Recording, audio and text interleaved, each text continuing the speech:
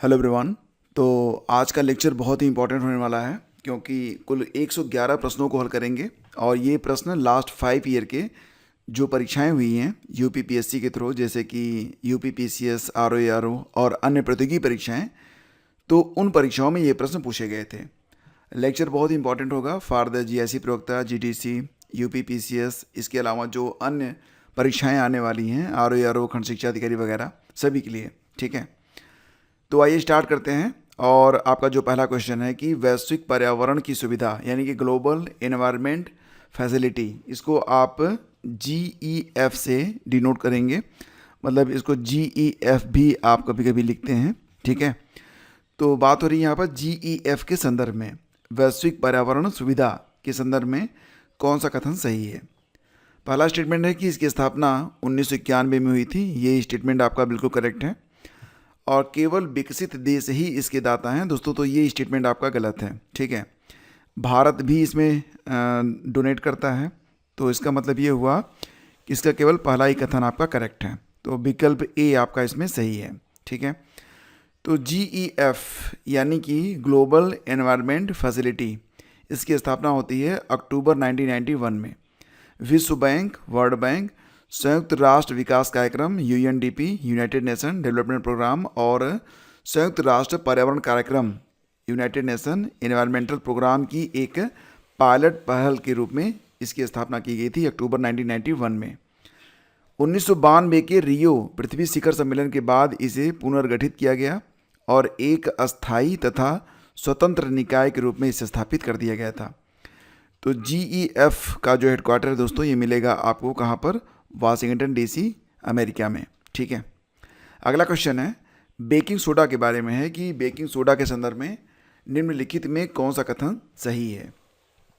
यह sodium hydrogen carbonate है, ये कथन आपका करेक्ट है, और यह अग्निशामक यंत्र में प्रयुक्त होता है, यानी कि अगर कहीं पर आग लग जाती है तो उसे बुझाने के काम में भी ये आता है। ये कथन भी आपका करेक्ट है, तो 1 और 2 दोनों विकल्प आपके यहाँ पर करेक्ट हैं। ऑप्शन बी आपका उत्तर होगा।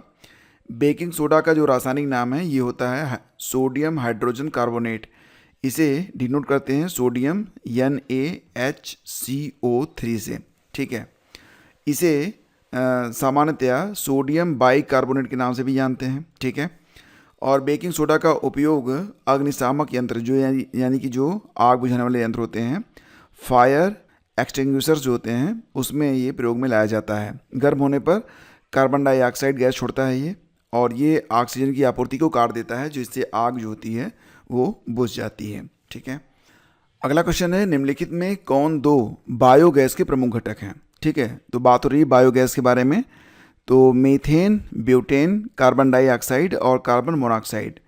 देखो दोस्तों, इसमें ब्यूटेन और कार्बन मोनोऑक्साइड ये बायोगैस में नहीं आते हैं, मीथेन और कार्बन डाइऑक्साइड आता है, यानी कि विकल्प 1 और 3 ये दिया गया है ऑप्शन ए में, तो यही आपका उत्तर होगा। ठीक है, तो दिए गए जो विकल्प हैं इसमें मीथेन और कार्बन डाइऑक्साइड 1 और 3 विकल्प, ये आपका सही जवाब होगा। बायोगैस में मीथेन की मात्रा लगभग 75% होती है, एग्जैक्टली कभी कभी ये 50% से लेकर 75% के बीच में वैरी करती है।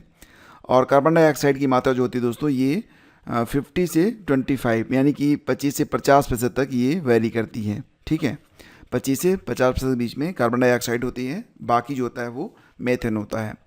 तो अगर इसे रफली देखा जाए तो लगभग 75% मीथेन होता है।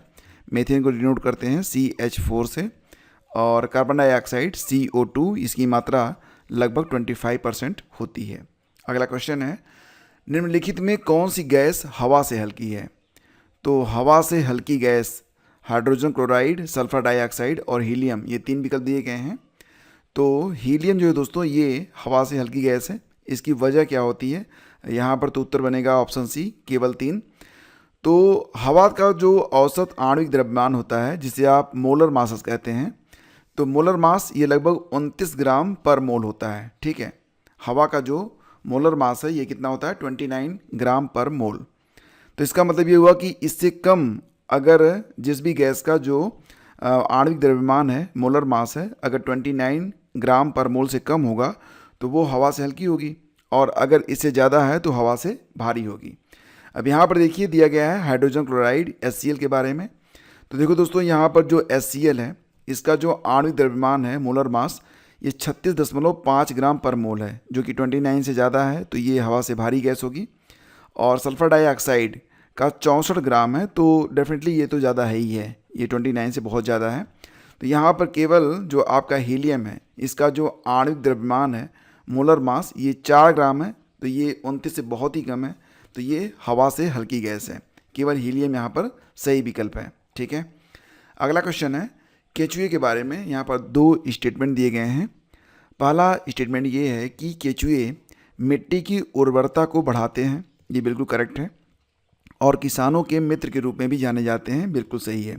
लेकिन आजकल का किसान इनका शत्रु बना हुआ है, पराली को फूंकता है और उसमें ये जो लाभदायक जीव हैं वो जलकर भस्म हो जा रहे हैं। केचुए में 2 जोड़ी हृदय होते हैं, तो ये स्टेटमेंट आपका दोस्तों गलत है। पहला केवल आपका सही है, ऑप्शन ए, यानी कि जिसमें दिया गया होगा डी, ये विकल्प आपका करेक्ट है, केवल एक। ठीक है, क्यों? क्योंकि केचुए में बताया जा रहा है कि 2 जोड़ी हृदय होते हैं, जबकि 2 जोड़ी नहीं बल्कि लगभग 5 जोड़ी, 4 से 5 जोड़ी हृदय होते हैं, और इनको कहते हैं पार्श्व हृदय। ठीक है, क्या कहते हैं इसको? पार्श्व हृदय, यानी कि ऑर्टिक आर्चेज। ये हृदय उनके शरीर के 7वें, 9वें, 12वें और 13वें खंडों में स्थित होते हैं। ठीक है, अगला क्वेश्चन है प्रोटीन के पाचन के लिए आमाशय में निम्नलिखित में कौन सा एंजाइम निकलता है? तो प्रोटीन को पचाने के लिए दोस्तों आमाशय में निकलता है पेप्सिन। क्या निकलता है? पेप्सिन निकलता है। तो केवल तीसरा वाला विकल्प आपका करेक्ट होगा, जो कि ऑप्शन सी में दिया गया है। पेप्सिन यह आमाशय की मुख्य कोशिकाओं, यानी कि जो चीफ सेल्स होती हैं, उनके द्वारा पेप्सिनोजन के रूप में स्रावित होता है। आमाशय में मौजूद हाइड्रोक्लोरिक अम्ल यानी कि HCl इसे सक्रिय पेप्सिन में बदल देता है, जो प्रोटीन को छोटे टुकड़ों, पेप्टाइड्स और प्रोटीओस में तोड़ देता है। ठीक है ना। अगला क्वेश्चन है लाइकेन के बारे में है कि पहला कथन है लाइकेन प्रदूषण के बहुत अच्छे संकेतक होते हैं, करेक्ट है। लाइकेन प्रदूषित क्षेत्रों में बहुत अच्छी तरीके से उगते हैं, ये गलत है। अगर प्रदूषित क्षेत्र है तो लाइकेन वहाँ पर धीरे धीरे समाप्त हो जाते हैं। ठीक है, तो यहाँ पर केवल पहला विकल्प आपका करेक्ट है, जो कि दिया गया है ऑप्शन डी में।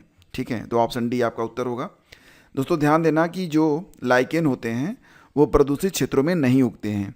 जैसे जैसे प्रदूषण बढ़ता है लाइकेन की वृद्धि रुक जाती है या वो उस एरिया से गायब हो जाते हैं। इसीलिए किसी क्षेत्र में लाइकेन की अनुपस्थिति वहाँ वायु प्रदूषण होने का संकेत देती है। ठीक है, अगला क्वेश्चन है ओजोन परत के बारे में है कि ओजोन परत पृथ्वी की सतह को सूर्य से आने वाली पराबैंगनी विकिरण अल्ट्रावायलेट रेज से बचाती है, करेक्ट है। ओजोन क्षरण को क्लोरोफ्लोरोकार्बन से जोड़ा जाता है, ये भी करेक्ट है। तो 1 और 2 दोनों विकल्प आपके सही हैं, ऑप्शन बी आपका यहाँ पर करेक्ट है। अगला क्वेश्चन है, देखो यहाँ पर दिवस दिया गया है और उन्हें कब मनाया जाता है। अंतर्राष्ट्रीय ओजोन दिवस 16 सितंबर को होता है, ये करेक्ट है। विश्व पर्यावरण दिवस ये होता है 5 जून को, ये भी करेक्ट है। और कह रहे हैं कि विश्व वन्यजीव दिवस ये बता रहे हैं 22 मार्च को। दोस्तों मैंने आप लोगों को बताया है कि 3 तारीखें आपको रट के रखनी है, कौन कौन सी। 22 मार्च हो गया और इसके बाद 22 अप्रैल और 22 मई। ठीक है, तो कैसे याद रखेंगे आप? आसमान से बरसता है पानी, तो विश्व जल दिवस होता है 22 मार्च को। पानी कहाँ पर आता है? पृथ्वी पर आता है, तो विश्व पृथ्वी दिवस ये होता है 22 अप्रैल को। और पृथ्वी पर अगर पानी बरसेगा तो क्या होगा? जो बायोडाइवर्सिटी है यानी कि जैव विविधता वो बढ़ जाएगी, तो ये होता है 22 मई को जैव विविधता दिवस। ठीक है, अब यहाँ पर बात हो रही है विश्व वन्यजीव दिवस के बारे में। तो विश्व वन्यजीव दिवस ये दोस्तों होता है आपका कब? 3 मार्च को होता है, केवल 3 मार्च याद रखना। ठीक है, अगला क्वेश्चन है रक्त के बारे में कि पहला कथन है कि रक्त प्लाज्मा और विभिन्न प्रकार की कोशिकाओं से बना होता है, ये स्टेटमेंट आपका बिल्कुल करेक्ट है। हीमोग्लोबिन की उपस्थिति रक्त को लालिमा युक्त बनाती, ये भी आपका करेक्ट है। तो 1 और 2 दोनों आपके सही हैं, उत्तर बनेगा विकल्प बी। ठीक है, तो दोस्तों मानव रक्त एक विशेष तरल ऊतक है। ठीक है, एक तरल ऊतक है, लिक्विड टिश्यू, जो मुख्य रूप से प्लाज्मा जिसमें द्रव भाग लगभग 55% और कोशिकाओं जैसे कि लाल रक्त कोशिकाएं RBC, श्वेत रक्त कोशिकाएं WBC और प्लेटलेट्स लगभग 45% होते हैं। लाल रक्त कोशिकाओं के भीतर हीमोग्लोबिन नाम का एक आयरन युक्त प्रोटीन पाया जाता है और यही हीमोग्लोबिन ऑक्सीजन के साथ मिलकर रक्त को उसका विशिष्ट रंग यानी कि लाल रंग लालिमा को प्रदान करता है। ओके, अगला क्वेश्चन है, निम्नलिखित में कौन सा युग्म सही सुमेलित नहीं है? तो देखो, जो दही होती है ना, उसमें लैक्टिक अम्ल होता है, ये करेक्ट है आपका। अंगूर में टार्टरिक एसिड होता है, इमली में भी होता है, ये भी आपका करेक्ट है। अब यहाँ पर देखिए, एस्टिक एसिड बता रहे हैं आलू में होता है, जो कि गलत है। ये एस्टिक एसिड सिरके में होता है, नींबू में होता है, लेकिन आलू में नहीं होता है। आलू में ज़्यादातर ऑक्सैलिक एसिड पाया जाता है, जिससे पथरी हो जाती है। तो यहाँ पर जो 1 और 2 विकल्प हैं ये आपका सही है, तीसरा विकल्प आपका सही नहीं है। तो उत्तर बनेगा विकल्प सी, क्योंकि यही पूछा गया था कि कौन सा युग्म सही सुमेलित नहीं है। ठीक है, तो आलू में दोस्तों मुख्य रूप से देखा जाए तो ऑक्सैलिक एसिड और मैलिक एसिड होता है। ठीक है, अगला क्वेश्चन है, निम्नलिखित में कौन सा कथन सही है? डॉल्फिन और व्हेल ब्लो होल्स के माध्यम से सांस लेती हैं, ये करेक्ट है। और यही वजह होती है कि डॉल्फिन और व्हेल जो होती हैं ये थोड़ी थोड़ी देर के बाद सतह पर ये आती रहती हैं सांस भरने के लिए। और केचुए अपनी त्वचा के माध्यम से सांस लेते हैं, ये भी सही है। जो केचुए होते हैं अपनी त्वचा के माध्यम से सांस लेते हैं, हवा उनकी जो त्वचा होती है उसमें घुल जाती है। तो 1 और 2 दोनों विकल्प आपके करेक्ट हैं, ऑप्शन बी आपका यहाँ पर बिल्कुल सही है। ठीक है, अगला क्वेश्चन है, चांदी की वस्तुओं के बारे में पहला स्टेटमेंट है कि चांदी की वस्तुएं हवा के संपर्क में आने पर कुछ समय बाद काली हो जाती हैं, सही है। ऐसा क्यों होता है? सिल्वर सल्फाइड की कोटिंग की वजह से, ये भी सही है। 1 और 2 दोनों विकल्प आपके करेक्ट हैं। ठीक है, तो यह जो कालापन आता है चांदी के जो गहने होते हैं उसमें, तो हवा में मौजूद जो सल्फर होता है, ठीक है, सल्फर एस, विशेष रूप से हाइड्रोजन सल्फाइड, ये कंबाइंड रूप में आता है H2S में। तो ये क्या करता है H2S कि चांदी की रासायनिक अभिक्रिया के कारण ये जो काला रंग पैदा करता है, और इस अभिक्रिया के परिणाम स्वरूप चांदी की सतह पर सिल्वर सल्फाइड Ag2S की एक पतली परत बन जाती है जो कि काले रंग की होती है। ठीक है ना। अगला क्वेश्चन है, अम्ल और क्षार के बारे में पहला स्टेटमेंट है कि अम्लीय विलयन 7 से अधिक pH का होता है। तो दोस्तों यहाँ पर ध्यान देना कि जो अम्लीय विलयन होता है ये 7 से कम pH का होता है। अगर यहाँ पर कम होता तो ये स्टेटमेंट सही होता, अदरवाइज ये जो स्टेटमेंट है ये आपका गलत है। क्षारीय विलयन की pH वैल्यू 7 से कम होती है, तो दोस्तों ये भी गलत है। जो क्षारीय विलयन होता है ये इसका जो pH वैल्यू होता है ये 7 से अधिक होता है। ठीक है, यानी कि दोनों के दोनों जो स्टेटमेंट यहाँ पर हैं ये आपके गलत हैं। हालांकि अगर कोई सतही तौर से पढ़ा रहेगा तो इसे सही मार्क किया जाएगा। तो दोनों स्टेटमेंट आपके गलत हैं। ध्यान दीजिएगा कि अम्लीय विलयन का जो pH मान होता है वो 7 से कम, और क्षारीय यानी कि बेसिक विलयन का जो pH मान होता है 7 से अधिक होता है। ओके, अगला क्वेश्चन है, एक सामान्य 70 किलोग्राम के व्यक्ति में पाए जाने वाले निम्नलिखित तत्वों पर विचार करें तथा इन्हें सही बढ़ते क्रम में व्यवस्थित करिए। बढ़ते क्रम मतलब सबसे कम कौन सा तत्व होगा, उसके बाद उससे ज़्यादा कौन, उससे ज़्यादा कौन, इस प्रकार से। तो दोस्तों यहाँ पर देखेंगे ना तो सबसे कम जो है वो मिलता है तांबा। ठीक है, तांबा सबसे कम है, यानी कि 3 आएगा पहले, फिर लोहा मिलेगा आपको 4 आएगा, फिर मिलेगा आपको सोडियम, और फिर मिलेगा पोटेशियम। 3 4 1 2 ये विकल्प आपको बी में दिया गया है।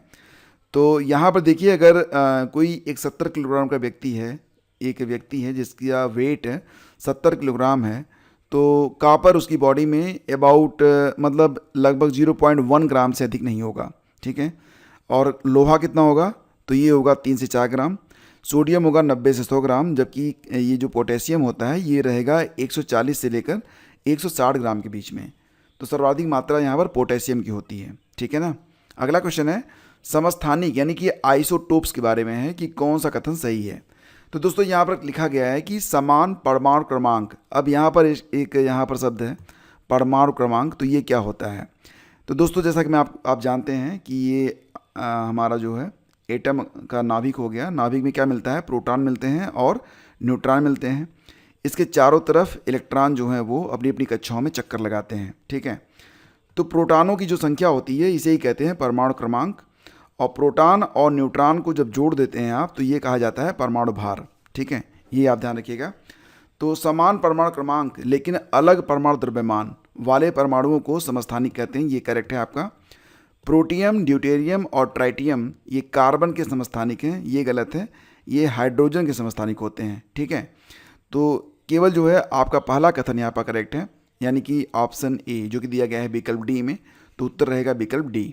ठीक है, वहीं पर प्रोटियम यानी कि 1H, ड्यूटेरियम यानी कि 2H और ट्राइटियम यानी कि 3H ये कार्बन के नहीं बल्कि हाइड्रोजन के समस्थानिक होते हैं। कार्बन के जो मुख्य समस्थानिक हैं उनमें कार्बन 12 है, कार्बन 13 और कार्बन 14 आते हैं। ठीक है ना।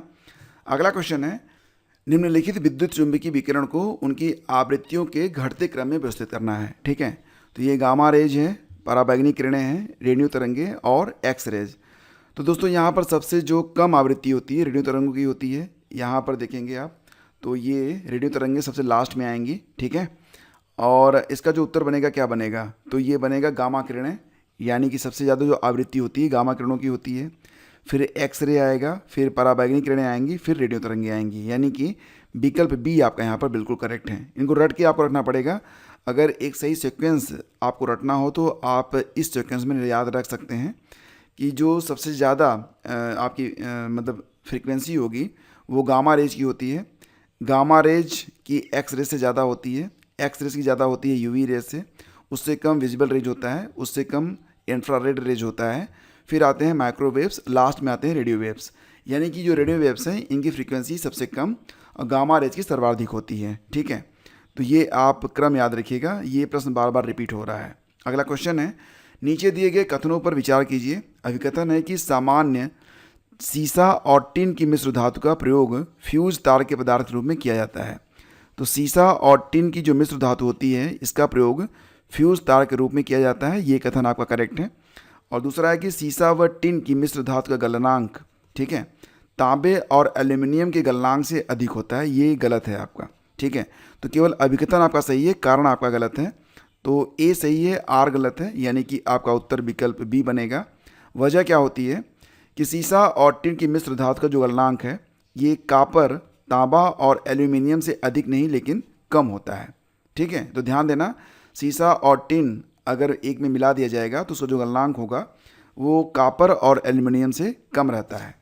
सीसा और टिन मिश्र धातु का गलनांक लगभग 183 से 230 डिग्री सेल्सियस होता है, जबकि तांबे का गलनांक कितना होता है 1085 डिग्री सेल्सियस होता है। कम गलनांक होने के कारण इसे फ्यूज के लिए उपयुक्त माना जाता है। इसे मतलब सीसा और टिन, ठीक है, इसकी जो मिश्र धातु होती है तो इसे फ्यूज के लिए उपयुक्त माना जाता है।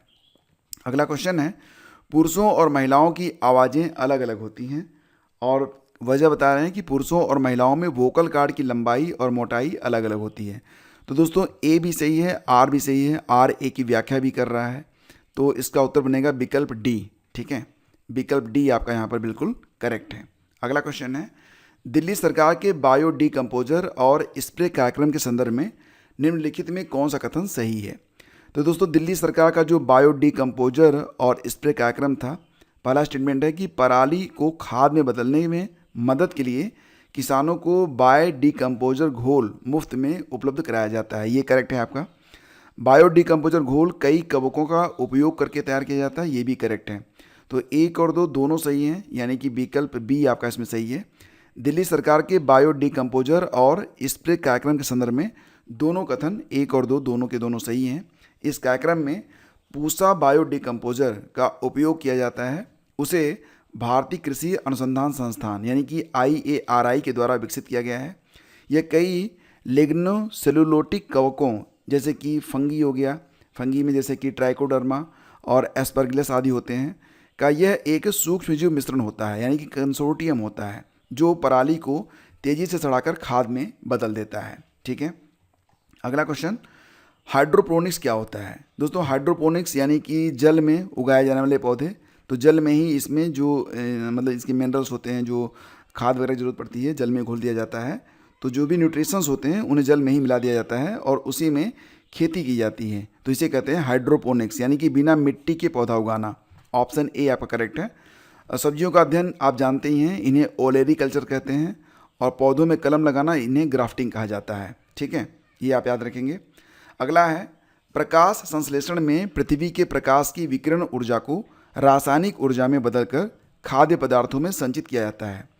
दोस्तों जो आपके पौधे होते हैं ना, उन पर जब सूर्य की रोशनी पड़ती है तो क्या होता है कि सूर्य की रोशनी यानी कि सूर्य के प्रकाश का जो विकिरण होता है, तो जो इनकी पत्तियां होती हैं और इनमें जो क्लोरोफिल होता है ये उसको रासायनिक ऊर्जा में बदलकर खाद्य पदार्थ के रूप में संचित कर लेते हैं। प्रकाश संश्लेषण का अंतिम उत्पाद ग्लूकोज शर्करा है, करेक्ट है, जो कि शीर्ष ही मांड यानी कि स्टार्च में बदल जाता है। ए और आर दोनों सही हैं, आर ए की सही व्याख्या भी करता है, तो इसका उत्तर बनेगा विकल्प डी। ठीक है, अगला क्वेश्चन है, सूची 1 और सूची 2 को आपको सुमेल करना है। सिरका दोस्तों आप जानते ही हैं, ये एसिटिक एसिड होता है, ठीक है। और इमली में होता है टार्टरिक एसिड, इमली और अंगूर दोनों में होता है ये। और खट्टा दूध और दही जो भी हो, इसमें लैक्टिक एसिड होता है। और बिच्छू बूटी का डंक, ये एक पौधा होता है बिच्छू बूटी, लेकिन अगर इसका कांटा चुभ जाए तो आपको भीषण दर्द होता है, तो इसमें होता है मेथोनोइक अम्ल, ठीक है। तो ये आपका सही सुमेल है, यही आपको बताना था। अगला है नॉक नी सिंड्रोम, ये किस प्रदूषण की वजह से होता है? नॉक नी सिंड्रोम, तो दोस्तों ये होता है फ्लोराइड की वजह से। ऑप्शन सी आपका बिल्कुल करेक्ट है। ध्यान दीजिएगा, ये नॉक नी सिंड्रोम है। एक सामान्य व्यक्ति के जो टखने होते हैं आपस में इस प्रकार से होते हैं, लेकिन अगर नॉक नी सिंड्रोम हुआ तो आप देख रहे हैं कि ये हड्डी ऐसे मुड़ जाती है, ठीक है।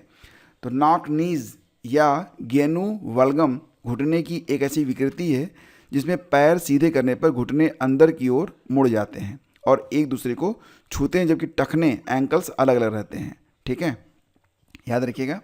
अगला क्वेश्चन है, कौन से जल में घुलनशील विटामिन होता है? तो दोस्तों जैसा कि आप जानते हैं कि जल में जो घुलनशील विटामिन है ये केवल बी और सी होते हैं, ठीक है।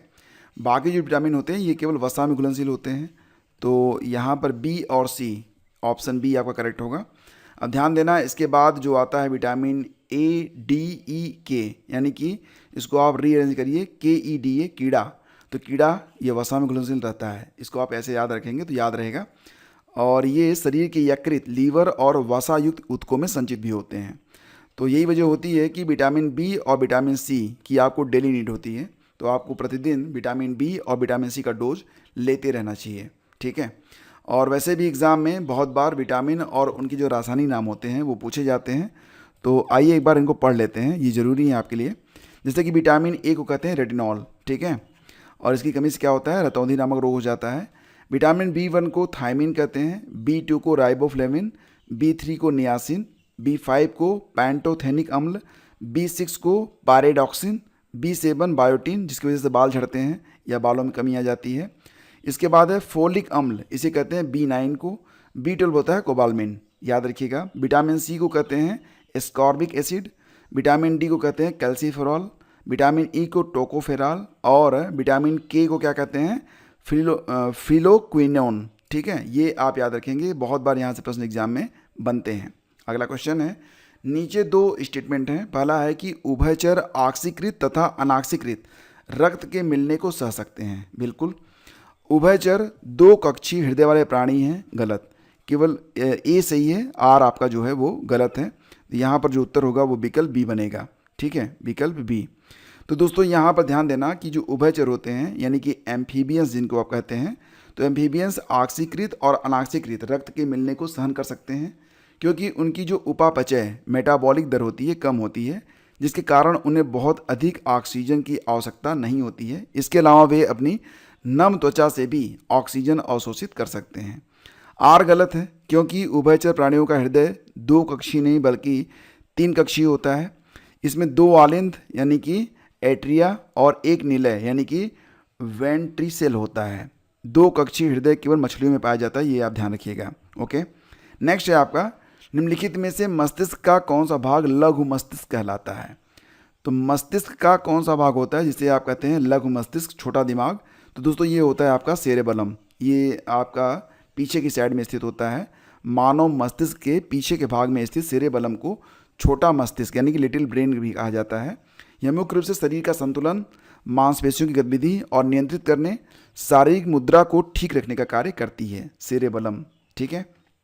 अगला है, रक्त क्या है? तो ये मैंने आपको पढ़ाया ही था, ये एक संयोजी ऊतक है, ऑप्शन डी आपका करेक्ट होगा।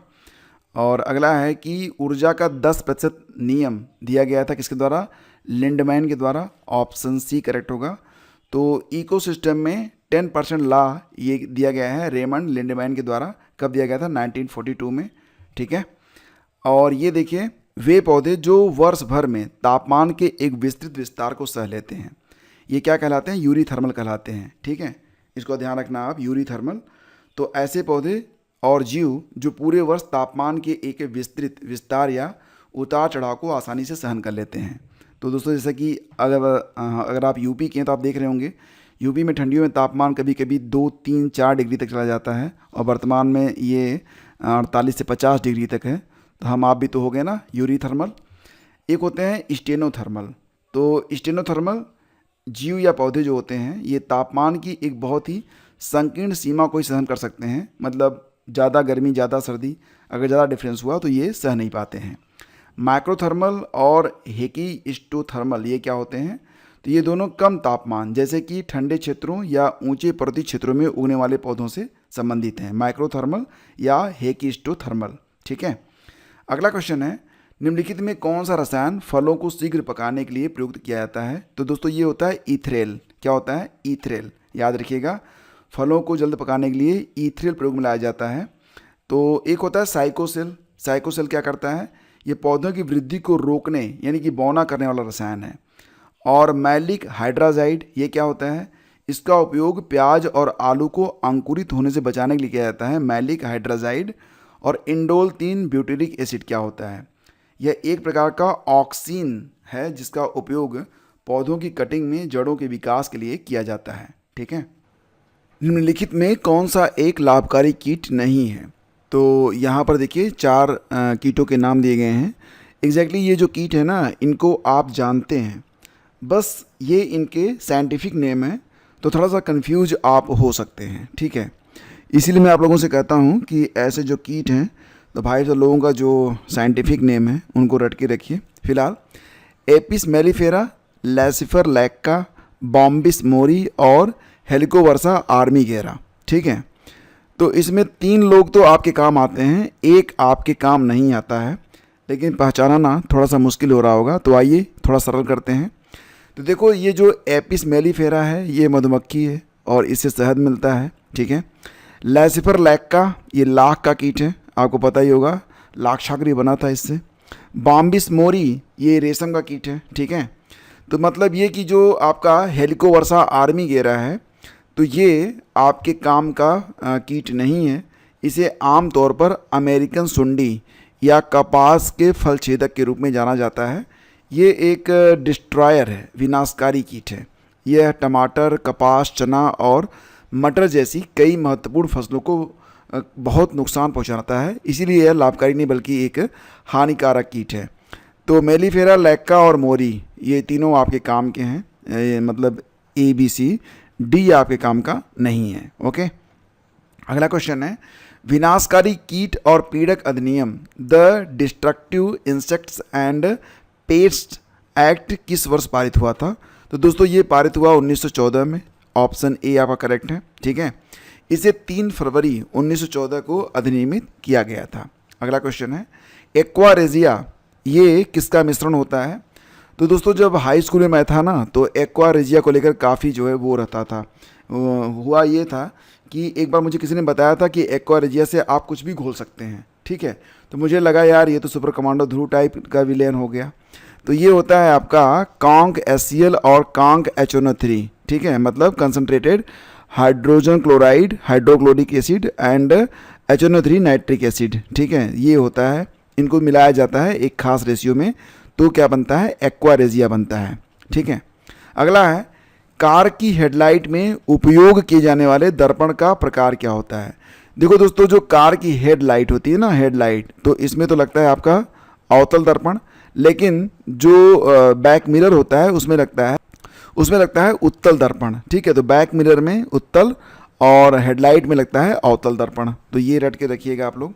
अगला क्वेश्चन है, निम्नलिखित में कौन सा एक दीप्त पिंड यानी कि ल्यूमिनस ऑब्जेक्ट नहीं है। तो सूर्य ये दीप्त पिंड है क्योंकि यहाँ से रोशनी खुद ही निकलती है। विद्युत बल्ब भी दीप्ति है और मोमबत्ती की ज्वाला भी। लेकिन चंद्रमा तो आपको पता ही है कि जो आपका चांद है ये सूर्य से प्रकाशित होता है। ठीक है, तो ये एक दीप्त पिंड ल्यूमिनस ऑब्जेक्ट नहीं है, ऑप्शन सी करेक्ट होगा। अगला क्वेश्चन है, वह दूरी जिस पर पृथ्वी की कक्षा की औसत त्रिज्या 1 आर्क सेकेंड का कोण अंतरित करती है क्या कहलाती है। तो दोस्तों ये जो दूरी होती है ना, पृथ्वी की जो औसत त्रिज्या है 1 आर्क सेकेंड का कोण अंतरित करती है, तो उसे कहते हैं पारसेक, यानी कि ये ऑप्शन बी आपका यहाँ पर करेक्ट है। ठीक है, पारसेक कहते हैं इसे। अगला क्वेश्चन है, निम्नलिखित युग्मों यानी कि वसा और तेल में कौन सा सही सुमेलित नहीं है। तो दोस्तों पशु वसा, कोलेस्ट्रॉल ये बिल्कुल सही है। सरसों का तेल स्नेहक यानी कि लुब्रिकेंट के रूप में प्रयोग में लाया जाता है, ये भी सही है। वनस्पति वसा में फाइटोस्टेरॉल होता है, ये भी करेक्ट है। लेकिन दोस्तों ये जो खनिज तेल और पेट्रोलियम दिया गया है ये आपका सुमेलित नहीं है। क्यों? क्योंकि दोस्तों खनिज तेल पेट्रोलियम से प्राप्त होते हैं लेकिन वे प्राकृतिक वसा तेल की श्रेणी में नहीं आते हैं। आप देख रहे हैं यहाँ पर ना, पशु वसा, सरसों का तेल, वनस्पति वसा, ये सब प्राकृतिक हैं, लेकिन खनिज तेल और पेट्रोलियम ये जो हैं ये थोड़ा सा मतलब अलग है। ठीक है, तो यहाँ पर वसा तेल, ये वाला जो ऑप्शन है खनिज तेल पेट्रोलियम, ये युग्म गलत है। ठीक है, अगला क्वेश्चन है, निम्नलिखित में से किस तत्व की कमी के कारण पौधे पीले हो जाते हैं तथा उनमें वृद्धि कम हो जाती है? तो दोस्तों अगर नाइट्रोजन की कमी हुई तो जो पत्तियां होती हैं वो पीले पड़ने लगती हैं, तो ये ऑप्शन ए आपका यहाँ पर करेक्ट होगा, ध्यान दीजिएगा। और इसके अलावा भी कुछ अन्य तत्व हो सकते हैं, लेकिन अगर देखा जाए मेजोरिटी में तो नाइट्रोजन की कमी की वजह से ही जो पत्तियां होती हैं वो पीली पड़ती हैं। अगला क्वेश्चन, निम्नलिखित में कौन सी एक रबी की दलहनी फसल नहीं है? एक तो रबी की फसल होनी चाहिए, दूसरी दलहनी फसल। आपको पता है ना कि रबी यानी कि गेहूं के समय में बोई जाने वाली जो फसलें होती हैं उन्हें कहते हैं रबी की फसल। अक्सर इनकी जो बुआई होती है वो अक्टूबर नवंबर में होती है और इनकी जो कटाई होती है वो मार्च अप्रैल में होती है, मार्च अप्रैल में। ठीक है, तो इस दौरान दोस्तों देखा जाए तो मसूर, मूंग, चना और सेम की फली यानी कि फ्रेंच बीन, सही आंसर इसका सेम की फली ही होगा। तो यह मुख्य रूप से एक खरीफ की फसल है, हालांकि इसे अक्सर रबी की फसल में भी उगाया जाता है, लेकिन यह मुख्य रूप से जो है खरीफ की फसल है। खरीफ की फसल मतलब धान का जो फसल होता है ना, जैसे कि जून में धान का जो बीज होता है डाला जाता है और अक्टूबर नवंबर में इसकी कटाई होती है। ठीक है, जैव उर्वरक क्या होते हैं? तो दोस्तों जैव उर्वरक यानी कि यहाँ पर बात हो रही है सूक्ष्म जीवों का संवर्धन से, जिसको आप कल्चर कहते हैं, तो ऑप्शन सी आपका यहाँ पर करेक्ट होगा। ठीक है, जैव उर्वरक यानी कि बायो फर्टिलाइजर्स जीवित सूक्ष्म जीवों जैसे कि बैक्टीरिया जिसमें राइजोबियम हो गया, कवक यानी कि माइकोराइजा, शैवाल, नीले हरे शैवाल का इनका जो है संवर्धन यानी कि कल्चर होता है। ये सूक्ष्म जीव मिट्टी में प्राकृतिक रूप से नाइट्रोजन स्थिर करके और फास्फोरस जैसे पोषक तत्वों को घुलनशील बनाकर पौधों की वृद्धि में मदद करते हैं। अगला क्वेश्चन है फसल और रोग। देखिए यहाँ पर कौन सी फसल है जिसमें कौन सा रोग लगता है, ये आपको यहाँ पर मैच कराना था। धान में दोस्तों लगता है ब्राउन लीफ स्पॉट। ठीक है, ये धान का रोग है। गेहूं में क्या लगता है दोस्तों? तो गेहूं में लगता है आपका काली गिरुई। ठीक है, और गन्ने में लाल सड़न होती है। अरहर में लगता है उकठा रोग। तो ये आपका मैच हो गया, ए का 4 जाएगा, बाकी जो है 2, 3, 4 ये आराम से मैच हो रहे हैं आपके। ठीक है, धान में ब्राउन लीफ स्पॉट, गेहूं में काली गिरुई, गन्ना रेड रॉट यानी कि लाल सड़न, और अरहर में विल्ट यानी कि उकठा रोग। ठीक है, अगला क्वेश्चन है गुर्दे की पथरी किसके कारण बनती है? दोस्तों गुर्दे की जो पथरी होती है वो ऑक्ज़ालेट का क्रिस्टलीकरण की वजह से बनती है, और ये जो ऑक्ज़ालेट होता है ज़्यादातर टमाटर हो गया आपका, और कभी कभी हरी पत्तेदार सब्जियां, पालक हो गया, आलू में भी पाया जाता है। तो इसका जो क्रिस्टलीकरण होता है जिसकी वजह से गुर्दे की पथरी डेवलप हो जाती है। तो ऑप्शन बी आपका बिल्कुल करेक्ट है। तो ध्यान दीजिएगा, किडनी में स्टोन यानी कि पथरी मुख्य रूप से पेशाब में मिनरल्स और साल्ट जैसे कि कैल्शियम, ऑक्ज़ालेट, यूरिक एसिड आदि की मात्रा बढ़ने और पर्याप्त पानी न पीने के कारण बनते हैं। और बाद में क्या होता है, ये पदार्थ आपस में क्रिस्टल होकर कठोर हो जाते हैं और पत्थर बन जाते हैं। स्विमिंग पूल के वास्तविक गहराई से कम गहरा प्रतीत होने का कारण क्या होता है? आपने देखा होगा जो स्विमिंग पूल होते हैं ना, तो उनकी जो गहराई होती है कभी कभी कम लगती है, उसकी वजह होती है अपवर्तन, यानी कि विकल्प सी आपका बिल्कुल करेक्ट है। ठीक है, तो स्विमिंग पूल या पानी से भरी टंकी का अपनी वास्तविक गहराई से कम गहरा यानी कि उथला प्रतीत होने का कारण क्या होता है? प्रकाश का अपवर्तन, रिफ्रैक्शन ऑफ लाइट। अगला क्वेश्चन है, देखिए यहाँ पर एक अभिकथन है, दूसरा कारण है। अब आपको बताना है कि दोनों किस प्रकार से आपस में संबंधित हैं। तो बंद शीशे की खिड़कियों और दरवाजों वाली कार में यात्रा करते समय व्यक्ति आकाशीय बिजली के आघात से सुरक्षित रहते हैं। तो ये बिल्कुल करेक्ट है। एक बंद कार अंदर से खाली चालक की तरह व्यवहार करती है, अंतः आवेश कार के अंदर प्रवेश नहीं कर पाते हैं। ठीक है, तो इसका मतलब ये जो ए और आर हैं दोनों सही हैं, और आर ए की व्याख्या भी कर रहा है। ठीक है, तो इसका मतलब ये हो गया कि इसका जो ऑप्शन ए है ये करेक्ट होगा। ए आर दोनों सही हैं, आर ए की सही व्याख्या है। अगला क्वेश्चन है मिनीमाटा रोग का कारण क्या है? मिनीमाटा रोग दोस्तों ये होता है किसकी वजह से? क्रोमियम गलत है, मरकरी प्रदूषित जल से, ऑप्शन बी आपका यहाँ पर बिल्कुल सही है। ठीक है, मिनीमाता रोग यानी कि ये जो होता है ये मिनीमाता, ये मरकरी पारे की वजह से होता है। भूरे, हरे और काले रंग के पहले, दूसरे और तीसरे छल्ले के साथ रंग कोडित कार्बन प्रतिरोधी पर 15 वोल्ट का वोल्टेज लगाया जाता है। प्रतिरोधक के माध्यम से प्रवाहित होने वाली धारा क्या है? देखो दोस्तों, ये थोड़ा सा टफ क्वेश्चन है, ठीक है, लेकिन इसको ऐसा नहीं है कि हल नहीं किया जा सकता। आगे मैं आपको बता रहा हूँ। पहले तो आप ये समझिए कि भूरे, हरे और काले रंग के पहले, दूसरे और तीसरे छल्ले के साथ रंग कोडित कार्बन प्रतिरोधी पर 15 वोल्ट का वोल्टेज लगाया जाता है। तो देखो यहाँ पर जो इसको हल करेंगे, कैसे करेंगे? भूरा, ये पहला सार्थक अंक 1, हरा दूसरा सार्थक अंक 5, काला इसका जो मतलब गुणक होगा, मल्टीप्लायर होगा, वो 1 ही रहेगा। तो प्रतिरोध का मान कितना हो गया? ये 15 गुणे 1 बराबर 15 ओम हो गया। इसको जो है ओम से डिनोट करते हैं। ठीक है, धारा कैसे ज्ञात करेंगे? तो I equal to V by are.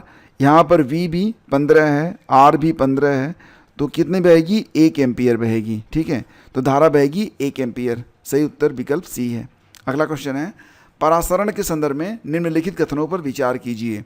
यदि एक अर्ध पारगम्य झिल्ली विलायक और विलयन के बीच रख दी जाए तो विलायक के अणु इस झिल्ली में से निकलकर शुद्ध विलायक से विलयन की ओर प्रवाहित हो जाएंगे। क्या ये कथन सही है? जी हाँ, सही है। विलायक के प्रवाह की यह प्रक्रिया प्रतिलोम परासरण कहलाती है। ये आपका गलत है, यानी कि विकल्प केवल पहला वाला सही है आपका, जो कि दिया गया है सी में। ठीक है, तो ऑप्शन सी आपका उत्तर हुआ। ठोसों के यांत्रिक गुणों के संदर्भ में निम्नलिखित कथनों में से कौन सा कथन सही है? तो देखो दोस्तों, यहाँ पर देखते हैं, रबर का यंग गुणांक स्टील की तुलना में अधिक होता है। आप जानते हैं कि जो स्टील का यंग गुणांक होता है तो ये दोस्तों रबर से अधिक होता है। तो ये पहला जो आपका कथन है ये गलत हो जाएगा। किसी कुंडली का खिंचाव उसके अपरूपण गुणांक द्वारा निर्धारित होता है, ये करेक्ट है।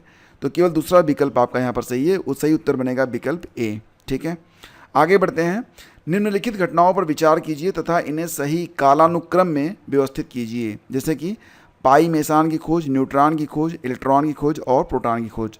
दोस्तों, इसमें सबसे पहले जो खोज हुई थी ये हुई थी 1897 में, इलेक्ट्रॉन की खोज होती है। इसके बाद दोस्तों प्रोटॉन की खोज होती है इसके 20 साल के बाद, यानी कि 1917 में ये प्रोटॉन की खोज होती है। फिर 1932 में ये न्यूट्रॉन की खोज होती है 1932 में, और 1947 के आसपास पाई मेसान खोज हुई थी। तो सबसे पहले इलेक्ट्रॉन, फिर प्रोटॉन, फिर न्यूट्रॉन, फिर पाई मेसान। ये आपका बिल्कुल करेक्ट होगा। ठीक है, तो ये आप याद रखेंगे। अगला क्वेश्चन है कि रॉकेट किस सिद्धांत पर कार्य करता है? तो दोस्तों यहाँ पर जो विकल्प होगा गति का संरक्षण, और इसे आप संवेग संरक्षण भी कर सकते हैं, तो इसी पर काम करता है। ऑप्शन सी करेक्ट है। तो न्यूटन का जो तीसरा नियम है क्रिया और प्रतिक्रिया का, यही जो नियम है ये समय संरक्षण में फॉलो होता है। तो इसका सही उत्तर विकल्प सी होगा। निम्नलिखित पर विचार कीजिए तथा इन्हें आवृत्ति के बढ़ते क्रम में व्यवस्थित करना है, यानी कि जो सबसे कम होगा ना वो सबसे पहले आएगा, और जो सबसे अधिक होगा इसमें वो सबसे बाद में जाएगा। तो दोस्तों मैंने आपको बताया था सबसे कम जो आवृत्ति होती है रेडियो वेव्स की होती है, तो 4 ये पहले स्थान पर होना चाहिए। यहाँ पर 4 केवल एक ही जगह पर है, इसका मतलब सही उत्तर विकल्प डी ही बनेगा। 4 3 2 1, यानी कि रेडियो वेव्स, इंफ्रारेड, फिर विजिबल रेज और फिर एक्सरे, ये आपका सही उत्तर बनेगा विकल्प डी। ठीक है, विद्युत चुंबकीय तरंगों यानी कि इलेक्ट्रोमैग्नेटिक वेव्स के पूर्ण स्पेक्ट्रम में आवृत्ति बढ़ने और तरंग दैर्ध्य यानी कि वेवलेंथ घटने का क्रम इस प्रकार से होता है। तो दोस्तों यहाँ पर जो रेडियो तरंगें होती हैं इनकी जो वेवलेंथ है सबसे कम होती है अपेक्षाकृत सूक्ष्म तरंगें, और इनकी कम होती है औरत किरणों से, इनकी कम होती है विजिबल किरणों से, फिर आता है परावैंगनिक किरण, फिर आता है एक्सरेज, लास्ट में आएगा आपका गामा रेज। ठीक है, तो ये सही क्रम होता है, इसको आप रट के रखिएगा। अगला क्वेश्चन है, नीचे 2 कथन है, जैसे जैसे ऊंचाई बढ़ती है पानी का क्वथनांक घटता है। जैसे जैसे ऊंचाई बढ़ती है दाब क्या होता है? कम होता जाता है, तो क्वथनांक भी घटता जाता है। तो पहला विकल्प आपका करेक्ट है। ठीक है, ऊंचाई के साथ वायुमंडलीय दाब बढ़ता है, ये गलत है। वायुमंडलीय दाब क्या होता है? बढ़ता नहीं बल्कि दोस्तों घटता है। तो यहाँ पर आर गलत है, ए सही है, आर गलत है, यानी कि सही उत्तर बनेगा आपका विकल्प बी। ठीक है, अगला क्वेश्चन है, प्रथम मानव निर्मित रूबी लेज़र के बारे में कौन सा कथन सही है? तो दोस्तों जो पहला मानव निर्मित रूबी लेज़र था, तो रूबी लेज़र ने लाल प्रकाश पुंज को उत्पन्न किया था। तो केवल 2 आपका यहाँ पर सही है, विकल्प बी आपका यहाँ पर आपका उत्तर होगा। अगला क्वेश्चन है, फ़ारेनहाइट तथा सेल्सियस डिग्री के बीच सही संबंध दर्शाता है। तो यहाँ पर देखिए फार्मूले दिए गए थे, उसमें से सही संबंध आपको पहचाना था। अगर डिग्री फ़ारेनहाइट को आपको बदलना है डिग्री सेल्सियस में, तो फार्मूला क्या होगा, degree Fahrenheit is equal two degree Celsius into 9/5 + 32। ठीक है, इस प्रकार से आप डिग्री सेल्सियस को डिग्री फ़ारेनहाइट में या इसका उल्टा भी आप कर सकते हैं इसी फार्मूले का इस्तेमाल करके। अगला क्वेश्चन है, निम्नलिखित में कौन सा कथन सही नहीं है। तो क्रोमोसोम डीएनए तथा प्रोटीन के बने होते हैं, सही है। क्रोमोसोम संततियों के लिए सूचनाएं रक्षित रखते हैं, ये भी करेक्ट है। किसी कोशिका का केंद्रक कोशिकीय विभाजन में हिस्सा नहीं लेता है, तो दोस्तों हिस्सा तो लेता है, ये आपका सही नहीं है। और डीएनए की कार्यात्मक इकाई को जीन कहते हैं, ये भी सही है। यानी कि कौन सा कथन सही नहीं है, तो ऑप्शन सी सही नहीं है, ऑप्शन सी आपका उत्तर होगा। ध्यान दीजिएगा कि कोशिका के केंद्रक में आनुवंशिक सामग्री यानी कि डीएनए होता है, और यह कोशिकीय विभाजन जैसे कि माइटोसिस और मेयोसिस के नियमन, नियंत्रण और वितरण में केंद्रीय भूमिका निभाता है। तो बाकी जो विकल्प हैं कि किसी कोशिका का केंद्रक कोशिकीय विभाजन प्रजनन में हिस्सा नहीं लेता है, इसको छोड़ के बाकी विकल्प आपके सही हैं। ठीक है, आपका अगला क्वेश्चन है, निम्नलिखित पर विचार कीजिए। कार्बन डाइऑक्साइड, सल्फर डाइऑक्साइड और NO2 नाइट्रोजन डाइऑक्साइड गैसें वर्षा जल में घुलकर अम्लीय वर्षा करती हैं, और कार्बन डाइऑक्साइड, सल्फर डाइऑक्साइड और NO2 जैसी गैसों की उच्च सांद्रता के कारण वायुमंडलीय वायु प्रदूषित होती है। तो यहाँ पर जो आपका विकल्प ए और विकल्प बी है, दोनों किस प्रकार से संबंधित हैं। देखो दोस्तों, यहाँ पर सही जवाब होगा कि ए और आर दोनों सत्य हैं, और आर ए की सही व्याख्या करता है, यानी कि ऑप्शन ए और बी दोनों सही हैं, साथ ही साथ आर ए की सही व्याख्या भी दे रहा है, तो ऑप्शन ए आपका करेक्ट है। अगला क्वेश्चन है, सूची 1 को सूची 2 से सम्मिलित कीजिए। विटामिन और रोग।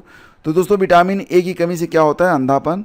विटामिन बी की कमी से होता है वेरी, सी की कमी से होता है स्कर्वी, डी की कमी से होता है रिकेट्स। ये आपको मैच कराना था। ठीक है, अगला क्वेश्चन देखते हैं, इकोक्लाइन जैव विविधता, थर्मोक्लाइन वायु का तापमान, पाइनोक्लाइन सागरीय जल घनत्व और हेलोक्लाइन सागरीय जल तापमान। तो कौन सा सही सुमेलित है दोस्तों, इसमें सही सुमेलित है पाइनोक्लाइन यानी कि सागरीय जल घनत्व। ऑप्शन सी आपका बिल्कुल करेक्ट है। यहाँ पर दोस्तों इकोक्लाइन क्या होता है, ये होता है ट्रांजिशन जोन ऑफ इकोसिस्टम, इसको कहते हैं इकोक्लाइन। थर्मोक्लाइन क्या होता है, पानी के भीतर की वह परत जहाँ तापमान तेजी से वैरी करता है, बदल जाता है। हेलोक्लाइन क्या होता है, पानी के भीतर की एक परत जहाँ लवणता तेजी से बदलती है। ठीक है, ये तो तीनों जो टर्म हैं इनको आप अच्छे से रट के रखिएगा, ये एग्जाम में पूछे भी जा सकते हैं, यानी कि रिपीट हो सकते हैं। अगला क्वेश्चन है, सूची 1 और सूची 2। पौधारोपणशाला, प्लांटिंग हर्थ, क्रायोफाइट स्टेपी, विश्व के पुष्पीय क्षेत्र और पुष्पता घास मैदान। पौधारोपणशाला दोस्तों ये मिलेगा आपको CO सावर में, क्रायोफाइट स्टेपी आर्कटिक टुंड्रा में, विश्व के जो पुष्पीय क्षेत्र हैं ये एडोल्फ एंगलर में, और पुष्पता घास मैदान ये मिलेगा हंगरी में। तो इस प्रकार से आपका जो विकल्प सी है ये आपका बिल्कुल करेक्ट है। आपका अगला क्वेश्चन है, निम्नलिखित कथनों पर विचार कीजिए। वैज्ञानिक जांच व्यवहारिक आदर्शों के प्रति प्रतिबद्धता पर निर्भर करती है। ठीक है, और विज्ञान में ईमानदारी विशेष रूप से महत्वपूर्ण है। तो दोस्तों दोनों ही विकल्प आपके सही हैं, ये दोनों ही कथन आपके जो हैं करेक्ट हैं। सही उत्तर विकल्प ए बनेगा। अगला क्वेश्चन है कि निम्नलिखित में कौन सा उच्च से निचले क्रम में पौधों की प्रजातियों का सही क्रम है। तो दोस्तों यहाँ पर सबसे पहले क्या आएगा, पादप जगत, सबसे ऊपरी यही आएगा, इसके बाद संघ, फिर वर्ग, फिर गण, यानी कि विकल्प डी आपका यहाँ पर करेक्ट है। ठीक है, दूध किसका उदाहरण है, तो दोस्तों दूध होता है इमल्सन या पायस, यहाँ पर विकल्प डी आपका करेक्ट है। ठीक है, तो दूध क्या है, एक कोलाइडल घोल है जिसमें तरल वसा की बूंदें पानी में घुली होती हैं, और इस प्रकार के तरल जो मिश्रण होते हैं उनको पायस या इमल्सन कहते हैं। ठीक है, अगला क्वेश्चन है, बेकिंग सोडा का सूत्र पूछा गया था, तो इसका जवाब होगा NaHCO3, यानी कि ऑप्शन डी आपका यहाँ पर करेक्ट है। मधुमेह जो कि एक बहुत ही सामान्य विकार है, ये दोस्तों संबंधित होता है अग्नाशय से। हाल ही में कोविड-19 महामारी के कारण वैश्विक विराम का कारण क्या है। तो दोस्तों हालांकि इस क्वेश्चन के पूछे जाने की संभावना बहुत कम है, कोविड-19 बीते हुए काफ़ी समय हो चुका है, लेकिन इसमें जो SARS-CoV-2 था इसकी वजह से वैश्विक विराम लगा था, यानी कि काफ़ी हद तक जो कोविड था, कोविड-19 इस पर कंट्रोल पाया गया था। वह जोड़ जहां गर्दन सिर से मिलती है उसे क्या कहते हैं दोस्तों, तो उसे कहते हैं पिवटल जोड़, यानी कि विकल्प ए आपका यहाँ पर बिल्कुल करेक्ट है। ठीक है, अगला है कि इनमें से रोग पैदा करने वाला सूक्ष्मजीव कौन सा है। तो दोस्तों जो रोग होता है बैक्टीरिया पैदा करते हैं, तो यहाँ पर जो विकल्प बी है ये आपका करेक्ट है। ठीक है, अगला क्वेश्चन है CPR से क्या तात्पर्य है? तो दोस्तों ये होता है कार्डियो पल्मोनरी पुनर्जीवन, यानी कि विकल्प बी आपका इसमें सही है। ठीक है, इसको इंग्लिश में क्या कहते हैं? Cardio pulmonary resuscitation. ठीक है, तो ये आपका बिल्कुल सही होगा। नेक्स्ट है आपका गैर पारंपरिक ऊर्जा स्रोत वे स्रोत हैं जो कि कैसे होते हैं? नवीकरणीय होते हैं, यानी कि विकल्प बी आपका करेक्ट है। नवीकरणीय ऊर्जा स्रोत जैसे कि आपका सोलर एनर्जी होगी, विंड एनर्जी हो गई, ज्वारीय ऊर्जा हो गई, वगैरह वगैरह। यहाँ पर देखिए बताया गया है पेप्टिक अल्सर्स, डेंगू, एलिफेंट फूट और मलेरिया, तो ये किस वजह से होते हैं? देखो दोस्तों, ये जो आपका पेप्टिक व्रण होता है ये बैक्टीरिया की वजह से होता है। ठीक है, डेंगू वायरस की वजह से होता है, एलिफेंट फूट वर्म की वजह से, और मलेरिया प्रोटोजोआ की वजह से होता है। ठीक है, अगला क्वेश्चन है मानव हृदय में कितने चैम्बर्स पाए जाते हैं? तो ह्यूमन हार्ट में दोस्तों होते हैं कुल मिला के कितने चैम्बर? तो 4 चैम्बर होते हैं। ऑप्शन ए आपका यहाँ पर करेक्ट है। तो यहाँ पर देखेंगे दायां व बायां आलिंद के रूप में मानव हृदय 2 ऊपरी कक्षों, दायां तथा बायां निलय के रूप में 2 निचली कक्षों को मिलाकर कुल मिला के 4 कक्षों में बटा होता है। आप यहाँ पर देखिए, ये देखिए आपका लेफ्ट एट्रियम है, ये आपका राइट एट्रियम है, वेंट्रिकल, और ये है आपका राइट वेंट्रिकल। तो जो मानव हृदय है ये 4 कक्षों में बटा रहता है। अगला है निम्न में से कौन सा एक कीटभक्षी पौधा है? तो दोस्तों निलोम्बो, नेथेंथिस और निकोटियाना ये तीनों ही नहीं है। कीटभक्षी पौधा दोस्तों होता है नेफेंथिस, यानी कि घटपर्णी, जैसा कि आप यहाँ देख पा रहे होंगे। तो घटपर्णी जो है ये दलदली जगहों पर उगती है जहाँ नाइट्रोजन की कमी होती है और जिसके लिए इसे कीटों को खाना पड़ता है। ठीक है दोस्तों, भारत में नेफेंथिस की केवल एक विशेष प्रजाति मिलती है, नेफेंथिस खासियाना, जो कि मेघालय में मिलती है। इसके अलावा ये जो पौधा है ये ऑस्ट्रेलिया, इंडोनेशिया, मलेशिया, मेडागास्कर और दक्षिण पूर्व एशिया के उष्णकटिबंधीय वर्षावनों में पाया जाता है। अगला क्वेश्चन है किस प्रकार का टीका डिप्थीरिया से बचाव करता है? तो दोस्तों डिप्थीरिया का टीका जो होता है ये टॉक्साइड होता है, यानी कि विकल्प सी आपका इसमें बिल्कुल करेक्ट होगा। ठीक है, तो डिप्थीरिया क्या है? एक गंभीर वायरल संक्रमण जो कि नाक और गले की श्लेष्मा झिल्ली को प्रभावित करता है। यह एक छाले के रूप में दिखाई देता है और गले में सूजन, गले का दर्द आदि इसके लक्षण हैं। अब गले में सूजन है, गले में दर्द है, तो कुछ घोट भी नहीं पाएंगे आप। तो इसके संक्रमण से बचने के लिए टॉक्साइड टीका लगाया जाता है। अगला क्वेश्चन है जलीय पौधा जिसे प्रायः जल प्लावित धान के खेत में जैव उर्वरक के रूप में प्रयोग में लाया जाता है। तो दोस्तों ये है आपका एजोला, जैसा कि आप तस्वीर में देख पा रहे होंगे, ये है आपका विकल्प ए एजोला। ठीक है, अगला क्वेश्चन है निम्नलिखित में से किसे हंसी पैदा करने वाली गैस के रूप में जाना जाता है? तो दोस्तों ये होती है N2O, यानी कि नाइट्रस ऑक्साइड। ठीक है, तो विकल्प बी आपका इसमें बिल्कुल करेक्ट है।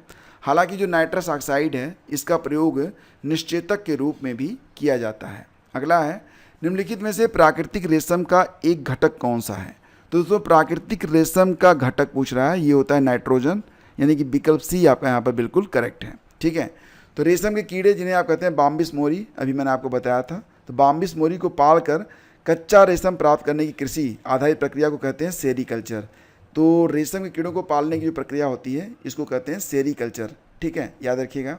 अगला क्वेश्चन है निम्नलिखित में से कौन सा हार्मोन अग्नाशय के लैंगरहैंस के आइलेट की बीटा सेल द्वारा स्रावित होता है? तो बात घुमा फिरा के फिर से आ गई है मधुमेह पर, और ये होता है आपका इंसुलिन। ऑप्शन सी आपका बिल्कुल करेक्ट होगा। ठीक है, कौन सा तत्व नोबल गैस नहीं है? तो दोस्तों यहाँ पर देखिए आप जो आपका आर्गन है एक्टिनियम, क्रिप्टन और रेडॉन, तो इसमें एक्टिनियम ये नोबल गैस नहीं होती है, ये विकल्प बी आपका करेक्ट होगा। प्रकृति और विज्ञान में नोबल गैसों की संख्या कितनी है? तो 7 है। ठीक है, इसमें 6 प्राकृतिक हैं, 1 कृत्रिम है, और ये आवर्त श्रेणी के 18वें समूह में स्थित हैं। तो 7 नोबल गैसों के नाम रट के रखिएगा, हीलियम, नियान, आर्गान, क्रिप्टन, जेनान और रेडान। और OG ये होता है आपका ऑर्गेनेसन, यह एक कृत्रिम या मानव निर्मित रेडियोधर्मी गैस है। अगला क्वेश्चन है पौधों में जाइलम परिवहन के लिए जिम्मेदार होता है? तो पौधों में जो दोस्तों जो जाइलम होता है ये जल परिवहन के लिए जिम्मेदार होता है, तो ऑप्शन सी आपका इसमें करेक्ट होगा। ठीक है, और भोजन का जो परिवहन होता है वो किसके द्वारा होता है? तो फ्लोएम के द्वारा होता है। तो फ्लोएम फॉर भोजन एंड जाइलम फॉर वाटर। ठीक है, अगला क्वेश्चन है निम्नलिखित में कौन सा बायोडिग्रेडेबल प्रदूषक नहीं है? बायोडिग्रेडेबल प्रदूषक नहीं है तो दोस्तों मूत्र भी हो जाता है, अब इसमें घरेलू अपशिष्ट और मल पदार्थ सभी हो जाएंगे, लेकिन कीटनाशक ये बायोडिग्रेडेबल प्रदूषक नहीं है, तो इसका उत्तर बनेगा विकल्प बी। ठीक है, अगला क्वेश्चन है, रेगिस्तान में आवास करने वाले जानवर क्या कहलाते हैं? तो बिल्कुल इसका उत्तर होगा मरुद्भिद जानवर, मरुद्भिद यानी कि जेरिकोलस। ठीक है, तो इसका उत्तर विकल्प ए है। समुद्री शैवाल किसके महत्वपूर्ण स्रोत हैं? तो दोस्तों समुद्री शैवाल में मिलता है ज़्यादातर आयोडीन, तो विकल्प बी आपका इसमें बिल्कुल करेक्ट है। अगला है लोटिक इकोसिस्टम। लोटिक इकोसिस्टम का उदाहरण कौन सा है? तो दोस्तों जो बहता हुआ पानी होता है वहीं पर होता है लोटिक इकोसिस्टम, जो कि दलदल में तो नहीं होगा, तालाब में भी नहीं होगा, नदी में भी नहीं होगा, नदी में ही होगा, नदी में पानी बहता रहता है, तो इसका उत्तर बनेगा विकल्प सी। ठीक है, ऑप्शन सी आपका बिल्कुल करेक्ट है। लोटिक इकोसिस्टम की विशेषता क्या होती है? बहता जल। धारा के लगातार बहते रहने से पानी में ऑक्सीजन का स्तर अधिक रहता है, पानी स्वच्छ बना रहता है। ठीक है, अगला क्वेश्चन है, राष्ट्रीय उद्यानों में आनुवंशिक विविधता का रखरखाव किया जाता है कैसे? तो दोस्तों ये होता है, ये जो विधि होती है इसे कहते हैं इन सीटू संरक्षण। इन सीटू का मतलब किसी भी प्रजाति को संरक्षित करने के लिए उसका जो मूल आवास है वहीं पर उसको सारी सुविधाएं उपलब्ध करवा के उनको अभय दान दिया जाता है कि उनको कोई मारेगा नहीं। ये होता है इन सीटू संरक्षण। विकल्प ए आपका करेक्ट है। और इस प्रकार के जो संरक्षण होते हैं इसको राष्ट्रीय उद्यान, अभयारण्य और आरक्षित जैव मंडलों का निर्माण किया जाता है। अगला क्वेश्चन है, बायोलॉजिकल ऑक्सीजन डिमांड, इसको आप इंडिकेट करते हैं BOD से। तो BOD किसके लिए एक मानक मानदंड है? तो दोस्तों इसका जो सही उत्तर होगा क्या होगा बताइए आप? तो सही उत्तर होगा जलीय पारिस्थितिकी तंत्र में प्रदूषण की जांच के लिए BOD। क्या होता है इसमें? तो BOD का अधिक होना इस बात की सूचना देता है कि जलीय पारिस्थितिकी तंत्र में प्रदूषण की मात्रा अधिक है, जिसके कारण अधिक बायोलॉजिकल ऑक्सीजन की आवश्यकता जलीय निकाय में होती है। जैसे कि दोस्तों मान लेते हैं कोई एक तालाब है और उसमें बहुत सारी जलकुंभी हो गई है, बहुत सारे प्रदूषित उसमें प्रदूषण गिरता रहता है, तो क्या होगा? मतलब कि उसमें जो ऑक्सीजन डिमांड है बढ़ जाएगी, ऑक्सीजन यहाँ पर कम रहेगी तो डिमांड बढ़ जाएगी। ठीक है, अगला क्वेश्चन है, पराबैंगनी विकिरण को अवशोषित करने वाली ओजोन परत किस वायुमंडलीय स्तर में स्थित है? तो दोस्तों जो पराबैंगनी विकिरण को अवशोषित करती है ओजोन परत, ये जैसा जानते हैं आप, ये पृथ्वी हो गई, ये क्षोभ मंडल हो गया, ये समताप मंडल हो गया। तो ये जो समताप मंडल है यहीं पर ये स्थित होती है और यहीं से ये जो ओजोन परत है ये अल्ट्रा वायलेट रेज को कंट्रोल करती है। तो समताप मंडल यानी कि स्ट्रेटोस्फीयर, यहाँ पर तस्वीर में आप देख सकते हैं, सबसे पहले पृथ्वी, ये क्षोभ मंडल, समताप मंडल, मध्य मंडल, आयन मंडल और वायुमंडल। ठीक है, तो 10 से 50 किलोमीटर की ऊंचाई में ओजोन गैस उपस्थित होती है, जो ट्रोपोस्फीयर यानी कि क्षोभ मंडल और स्ट्रेटोस्फीयर यानी कि समताप मंडल दोनों में पाई जाती है। लेकिन सूर्य की पराबैंगनी किरणों को अवशोषित करने वाली गैस समताप मंडल में ही मिलती है। ठीक है, तो ये आप ध्यान रखेंगे, समताप मंडल। अगला क्वेश्चन है, DDT यानी कि डाइक्लोरो डाइफेनाइल ट्राइक्लोरो एथेन, ये क्या है? ये एक किस प्रकार का मतलब केमिकल है? तो दोस्तों इसका आंसर होगा विकल्प बी यानी कि नॉन बायोडिग्रेडेबल पॉल्यूटेंट्स है। ठीक है, तो ऑप्शन बी आपका यहाँ पर बिल्कुल करेक्ट है। तो विश्व में DDT का उत्पादन केवल HIL इंडिया लिमिटेड, जिसे पहले हिंदुस्तान इंसेक्टिसाइड लिमिटेड के रूप में जाना जाता था, के द्वारा किया जाता है। यह ऐसा प्रदूषक है जो कि अपघटित नहीं होता है और इस श्रेणी के प्रदूषकों में पारा, सीसा आदि को भी रखा जाता है। अगला क्वेश्चन है, निम्नलिखित में कौन सा बायोमास ऊर्जा का स्रोत नहीं है? तो दोस्तों बायोमास ऊर्जा का स्रोत लकड़ी तो है, परमाणु ऊर्जा नहीं होगा, गोबर और कोयला भी होगा, यानी कि विकल्प बी आपका यहाँ पर बिल्कुल करेक्ट है। ठीक है, तो जो ईंधन जंतु उत्पाद या पादप उत्पाद से मिले उसे कहते हैं बायोमास। बायोमास जब ऑक्सीजन की अनुपस्थिति में गठित होता है तो बायोगैस निकलती है, जिसमें मीथेन की मात्रा लगभग 75% होती है, मैं आपको बता चुका हूँ। तो बायोमास ऊर्जा का स्रोत नहीं है परमाणु ऊर्जा, ऑप्शन बी। ठीक है, अगला है, हमारे द्वारा उपयोग किए जाने वाले ऊर्जा के अधिकांश स्रोत संग्रहित सौर ऊर्जा का प्रतिनिधित्व करते हैं। तो निम्नलिखित में से कौन सा अंततः सूर्य की ऊर्जा से व्युत्पन्न नहीं होता है? भूतापीय ऊर्जा भी होती है, पवन ऊर्जा, बायोमास ऊर्जा सभी होती है, नाभिकीय ऊर्जा का संबंध सूर्य की ताप से नहीं है, तो ऑप्शन बी इसका बिल्कुल करेक्ट है। बेसिलस हीमोफिलस इन्फ्लुएंजा कारक है किसका? तो दोस्तों ये जो कारक होता है काली खांसी का होता है, ऑप्शन डी इसका बिल्कुल करेक्ट है, ध्यान दीजिएगा। हालांकि इसका एक उत्तर विकल्प बी भी हो सकता है, लेकिन आयोग ने इसका उत्तर डी माना है, काली खांसी। तो बेसिलस हीमोफिलस क्या है? एक ग्राम नेगेटिव जीवाणु है और यह जीवाणु छोटे बच्चों में मेनिंजाइटिस और निमोनिया का कारक हो सकता है। इन्फ्लुएंजा एक विषाणु जनित रोग है जिसमें क्या होता है, नाक, गला और फेफड़े में संक्रमण हो जाता है। दोस्तों जो छोटे बच्चे होते हैं उनमें जो काली खांसी आती है उसकी वजह होता है एक जीवाणु जिसका नाम है बोर्डोटेरा पर्टुसिस। ठीक है, याद रखिएगा। अगला क्वेश्चन है, निम्नलिखित में कौन सी हरित गृह गैस नहीं है? तो बात हो रही है यहाँ पर कि ग्रीन हाउस गैस के बारे में। हरित गृह गैस कौन सी नहीं है? कार्बन डाइऑक्साइड तो है ही है, क्लोरोफ्लोरोकार्बन भी है, मेथेन और आर्गन में। तो दोस्तों यहाँ पर जो आपका विकल्प डी है यानी कि आर्गन, यह हरित गृह गैस नहीं है। ठीक है, तो जो ग्रीन हाउस गैसें होती हैं उसमें कार्बन डाइऑक्साइड, जलवाष्प, chlorofluorocarbon, ozone, methane, nitrous oxide आदि शामिल हैं। अगला क्वेश्चन है, निम्नलिखित में कौन सा एक युग्म सही सुमेलित नहीं है? रेयान, यह है रूपांतरित स्टार्च बता रहे हैं जो कि गलत होगा। स्पॉटेम संश्लेषित मधुरक होता है, सही है। ऑक्सीटोसिन हार्मोन होता है। नियोप्रीन विशिष्ट रबड़ होता है, सब सही है। तो रियान दोस्तों ये बता रहे हैं रूपांतरित स्टार्च नहीं होता है, बल्कि क्या होता है, यह रूपांतरित सेल्यूलोज होता है। ठीक है, तो सही जवाब विकल्प ए होगा। अगला क्वेश्चन है, कोविड-19 के लिए दिया जाने वाला जो सिनोवैक है उसका नाम क्या है? कोविड-19 के लिए दिया जाने वाला सिनोवैक, तो दोस्तों इसे क्या कहते हैं? वोल वायरस वैक्सीन, यानी कि विकल्प सी आई यहाँ पर बिल्कुल करेक्ट है, वोल वायरस वैक्सीन। ठीक है, अगला क्वेश्चन है, निम्नलिखित में से कौन सा पदार्थ जैव निम्नीकरणीय है? तो जैव निम्नीकरणीय बायोडिग्रेडेबल कौन सा होगा? तो इसमें दोस्तों ऊन होगा, विकल्प ए आपका इसमें बिल्कुल करेक्ट है। सल्फा ड्रग निम्नलिखित में से किस प्रकार की औषधि है? तो दोस्तों जो सल्फा ड्रग है यह प्रतिजीवाणुक है, यानी कि विकल्प ए आपका यहाँ पर बिल्कुल करेक्ट है। ठीक है, और सल्फा ड्रग को सल्फोनाइड भी कहा जाता है, सल्फोनामाइड, और इस औषधि का प्रयोग मनुष्यों में जीवाणु संक्रमण के उपचार में किया जाता है। अगला क्वेश्चन है, कौन सा स्तनधारी अंडे देता है? तो दोस्तों जो यहाँ पर एकीडना है ये अंडे देने वाला है, जो भी नाम यहाँ पर है उसमें एकीडना ये अंडे देने वाला स्तनधारी है। ठीक है, तस्वीर में आप यहाँ पर देख सकते हैं। और एकीडना एक स्तनधारी है जो कि अंडे देता है। अंडे देने वाले स्तनधारियों को क्या कहते हैं? मोनोट्रेम्स कहते हैं। ठीक है, और विश्व में केवल 5 स्तनधारी ऐसे हैं जो कि अंडे देते हैं, जिसमें 4 एकीडना की प्रजाति है, 5वां जो है वो प्लेटिपस है। ठीक है, अगला क्वेश्चन है, सौर ऊर्जा को विद्युत ऊर्जा में कैसे बदलते हैं? तो फोटोवोल्टिक सेल के द्वारा, यानी कि विकल्प ए आपका इसमें बिल्कुल करेक्ट है।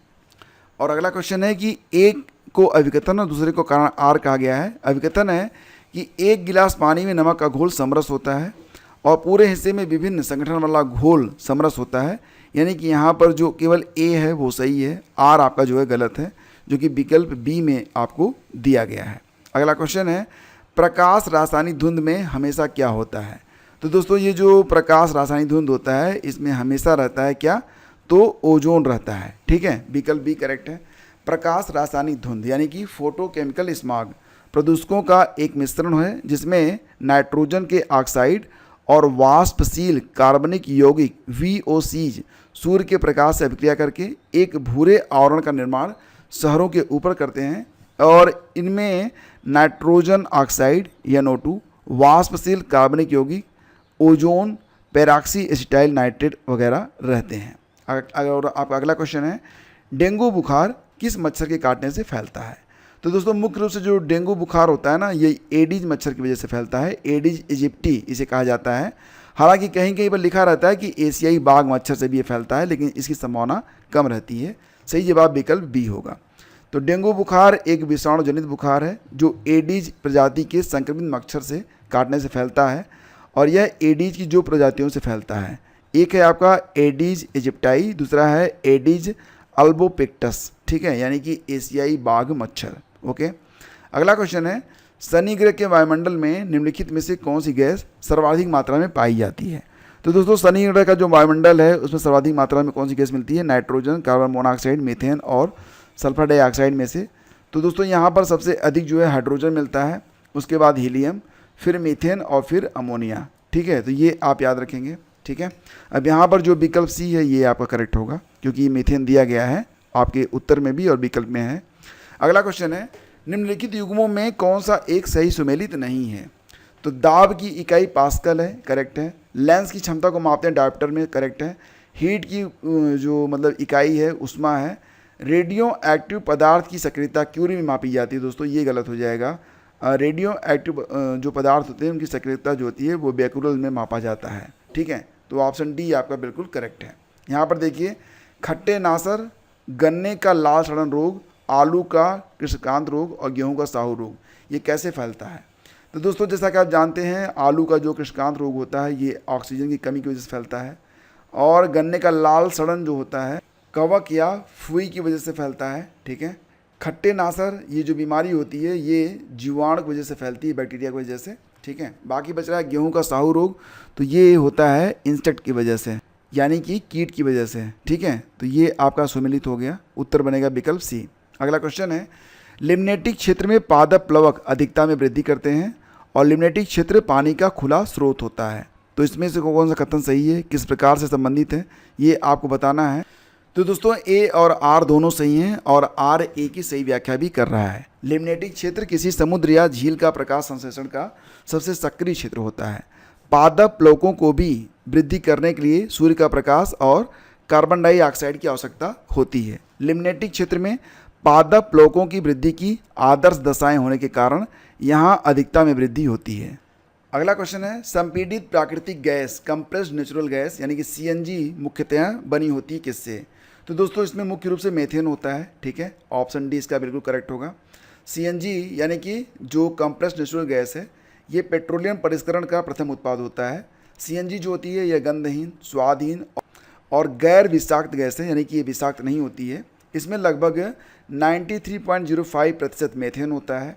बाकी जो मात्रा होती है अन्य गैसों की होती हैं जो कि बहुत ही सूक्ष्म मात्रा में होती हैं, जैसे कि नाइट्रोजन, कार्बन डाइऑक्साइड, प्रोपेन और एथेन, और यह एक पर्यावरण की दृष्टि से स्वच्छ ईंधन मानी जाती है। अगला क्वेश्चन है, नीचे दिए गए यौगिकों में कौन सा एक प्राकृतिक गैस का मुख्य अवयव है? ठीक है, तो मेथेन, हेक्सेन, बेंजीन और ब्यूटेन में सही उत्तर इसका विकल्प ए होगा, यानी कि मेथेन जो होता है ये प्राकृतिक गैस का मुख्य अवयव माना जाता है। अगला क्वेश्चन है, पृथ्वी का वायुमंडल निम्नलिखित में से मुख्यतः किसके द्वारा तप्त होता है?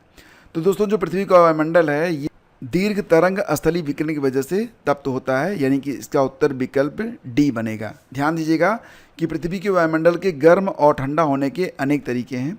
प्रवेशी सौर विकिरण से गर्म होने के बाद पृथ्वी सतह के निकट वायुमंडलीय परतों में दीर्घ तरंगों के रूप में ताप का संचरण करती है।